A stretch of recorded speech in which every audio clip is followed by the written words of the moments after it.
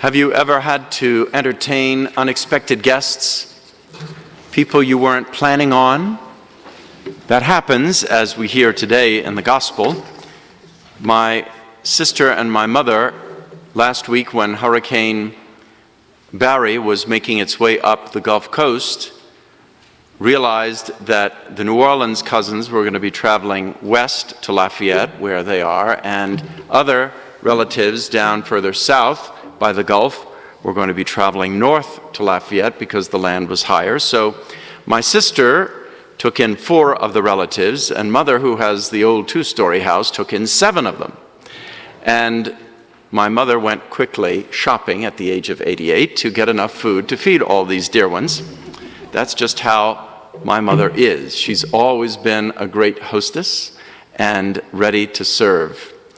And a bit of that Martha going on, whereas my sister was very concerned that mother would go shopping, and she was going to do everything for her and get it to her. And well, of course, mother had already been shopping, and she said, "Oh, I'm relaxing now, dear." Not really, she was cooking. But maybe for mom, that's relaxing for a big crowd. Unexpected guests, it causes a lot of anxiety. You have to get things ready, and you have to make your preparations. There is an interesting note that I saw about one dear mother and wife who, in preparing, she always has things in the freezer. She makes lots of meals and then freezes them in portions. Some of you, I trust, do that. But instead of putting them in the freezer with the name, like chicken teriyaki on it, or veal parmigiana on it, or enchiladas on it, she puts these words on it: anything, whatever, and doesn't matter. And she said that when she asks her husband what he'd like for dinner, and he says, "Well, it doesn't matter," then she pulls that one out.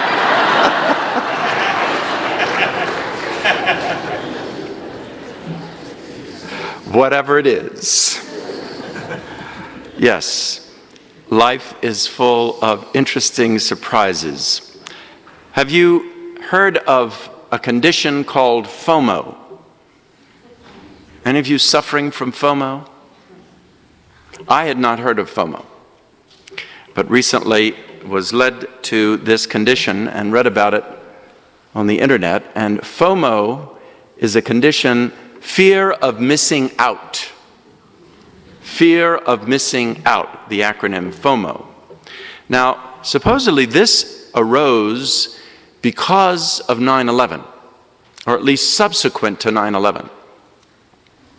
That in our culture, after 9/11, there was so much anxiety. Those of you who were around at 9/11, or adults at least, you will remember the tremendous anxiety after the attack. And that anxiety has only increased over time because of so many other attacks in so many other parts of the world. So people living with that kind of anxiety, as young people then were growing up, they felt they better get, as some of you will remember this from an old Schlitz commercial, all the gusto you can get out of life. Remember that? Get everything you can now because you don't know if you have tomorrow. So there's a fear of missing out on the newest movie that everybody's going to, or the newest restaurant people like, or the newest game that people are playing, or the newest whatever it is. Fear of missing out. Well, I would suggest to you that Martha was irritated with her sister Mary because as Jesus surprised them, see that this gospel tells you that Martha's the one who welcomed him.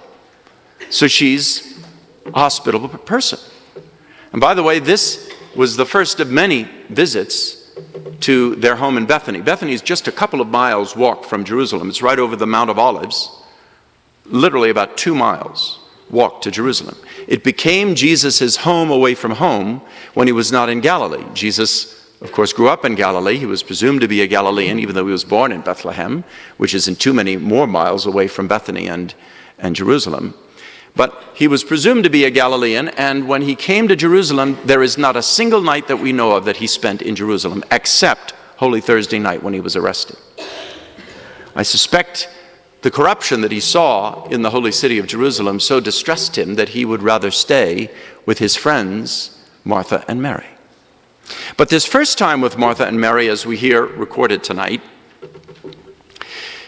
Martha was so excited and anxious and wanting everything to be perfect for this teacher that people were talking about, that she was now going to host and eventually become sort of a family to him, Martha, Mary, and their brother Lazarus.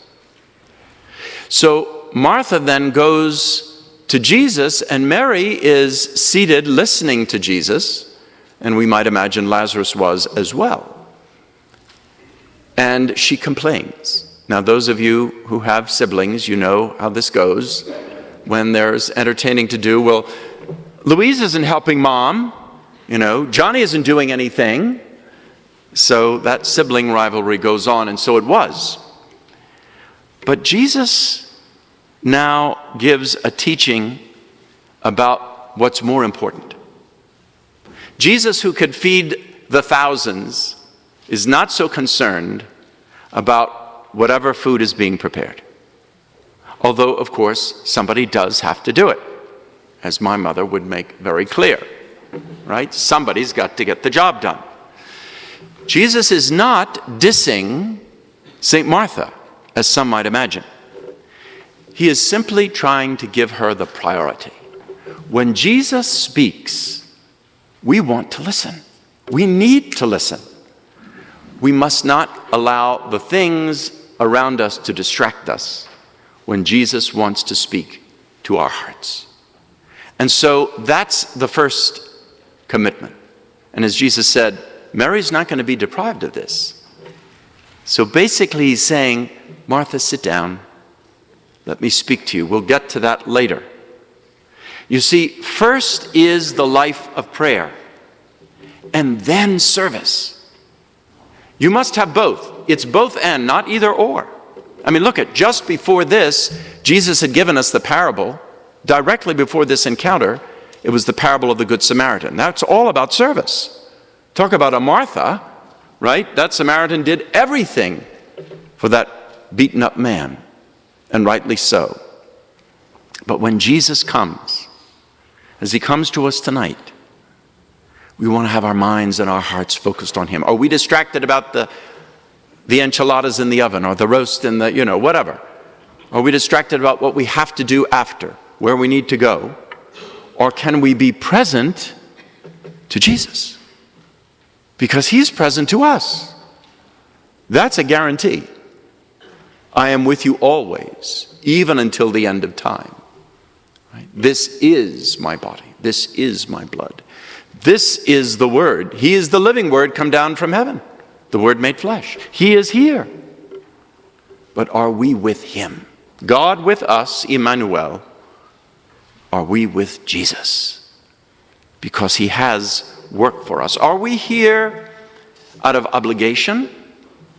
Or are we here for inspiration?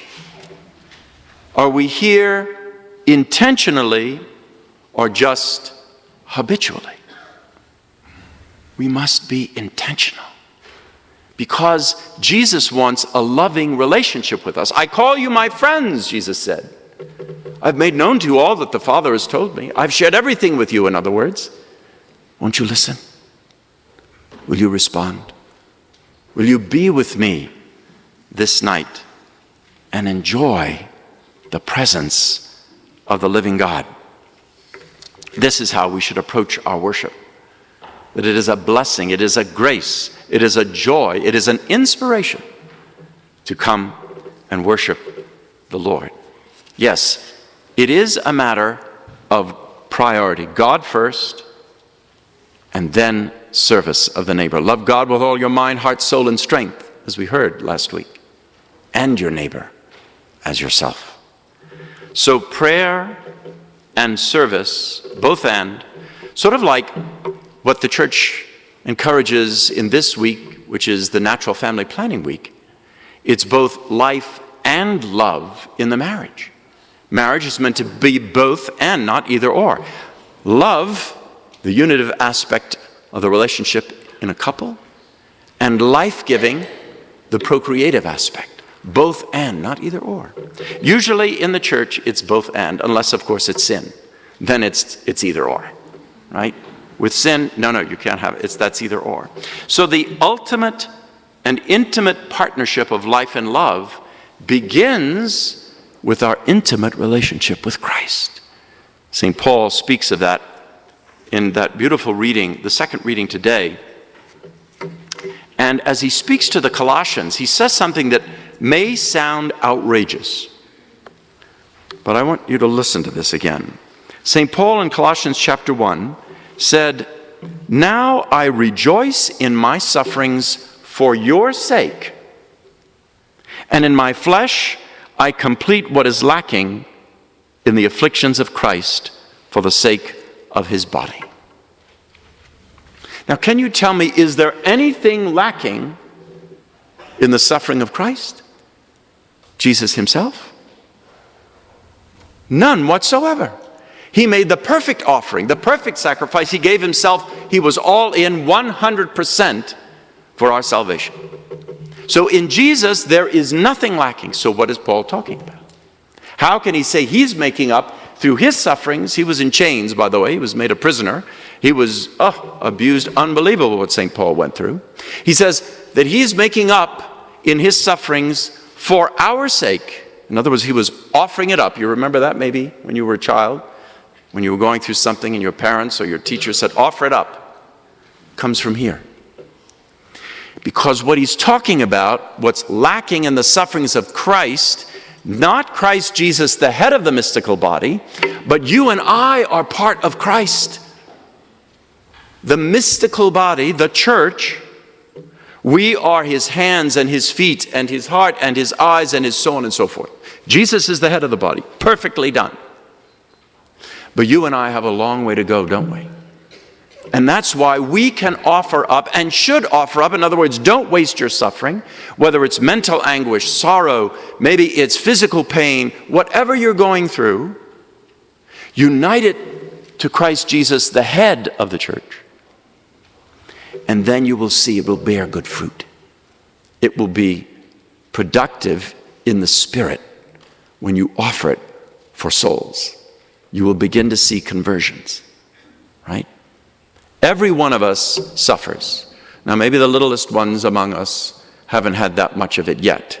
But as we grow older, everybody knows it comes, right? And why not use that, as Paul did, for the salvation of souls?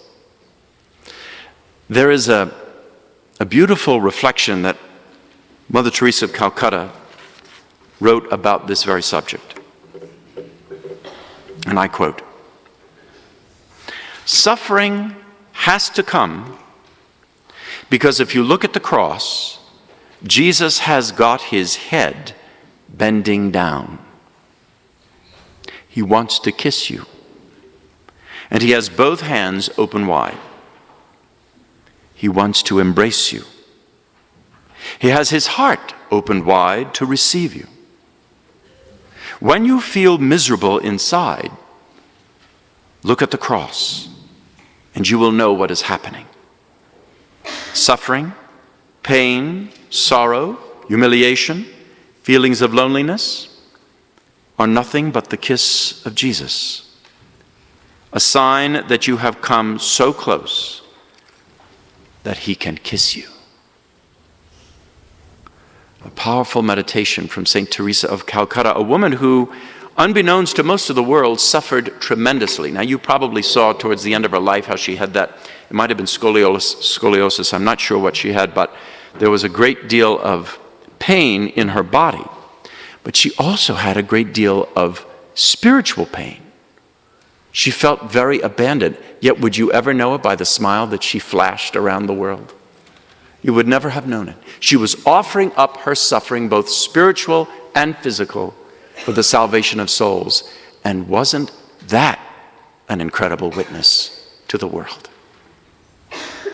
One of my favorite prayers, a prayer I offer every morning, and that I encourage you to pray, because I think it's one of the most important prayers, is called the morning offering.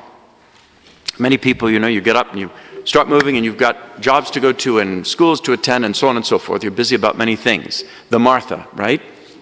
May I suggest you be a Mary by getting up at least 5 minutes before your time and offer the morning offering. I remember my father had it attached to his mirror as he was shaving in the morning.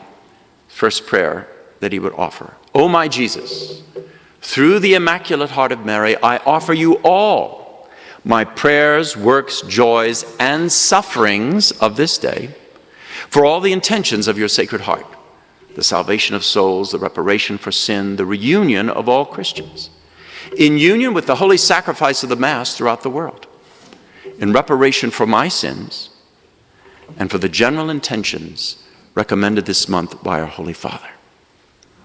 Now that little prayer, and it's written in different forms, very similar, in various forms, is a way to offer your entire day. Believe me, if you offer a morning offering prayer, you will see a difference in your day. And then when you get into the habit and forget to do it one day, you'll notice that difference too. So take the lesson of the Mary and the Martha. Take the lesson that Abraham and Sarah took when they entertained guests, unexpected guests, and it happened to be the presence of God under the appearance of what some consider the three angels of the Old Testament Trinity. There's a great Russian iconographer who painted this icon of three angels representing the Father, Son, and Spirit. Already, they entertained God's presence. And when we show that kind of hospitality, God will transform us into the likeness of Jesus Christ.